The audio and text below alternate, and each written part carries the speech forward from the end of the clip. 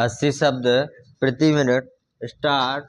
महोदय, आज इस समारोह में सम्मिलित होकर मुझे बड़ी प्रसन्नता हो रही है। जब से मैं आपके नगर में पहुंचा हूं, आपने जिस प्रेम और उत्साह के साथ मेरा स्वागत किया है, उसके लिए मैं आपको धन्यवाद देता हूँ। मैं जानता हूँ कि यह स्वागत किसी व्यक्ति विशेष के लिए नहीं, बल्कि यह देश के प्रति आपके प्रेम का प्रमाण है। भारतवर्ष जब से स्वतंत्र हुआ है, उसके सामने बड़ी बड़ी कठिनाइयाँ रही हैं, परंतु ईश्वर की दया से हम एक एक कठिनाई को हल करते गए हैं और आज कहा जा सकता है कि अब हमें प्रगति के लिए प्रशस्त मार्ग मिल गया है।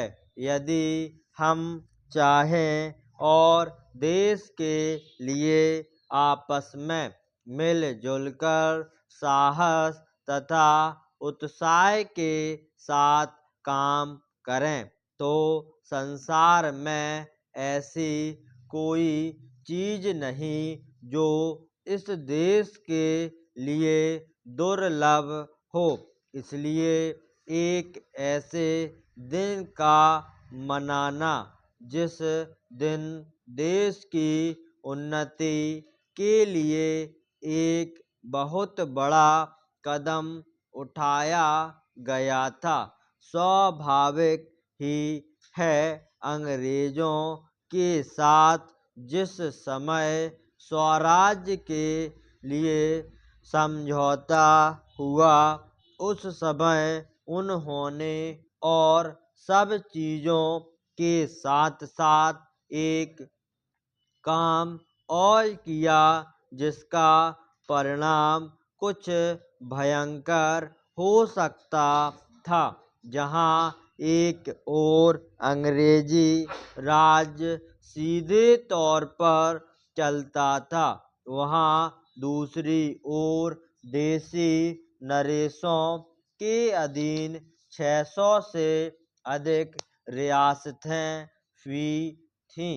ब्रिटिश सरकार ने जाते समय यह घोषणा कर दी कि ये सभी रियासतें अपने को उन सभी शर्तों और बंधनों से मुक्त समझे जो उन्होंने ब्रिटिश सरकार के साथ किए थे, और प्रत्येक का अधिकार है कि वह चाहे तो हिंदुस्तान के साथ अथवा पाकिस्तान के साथ मिल जाए या अपने को स्वतंत्र रखे।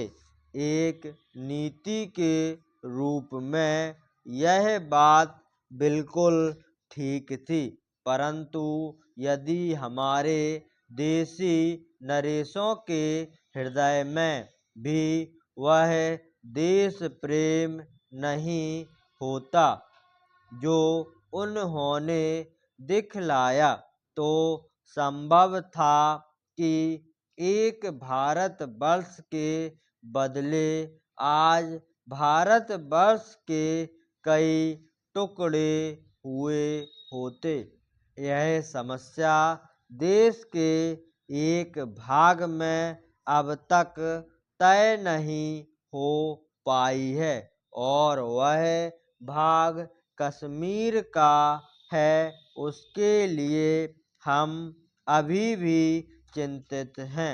देसी नरेशों के देश प्रेम, उनकी दूरदर्शिता और समय को पहचान कर उसके अनुसार अपने को ढाल लेने की उनकी शक्ति के फलस्वरूप ही भारत के दो टुकड़े हो जाने पर भी विशाल भारतवर्ष आज रह गया है।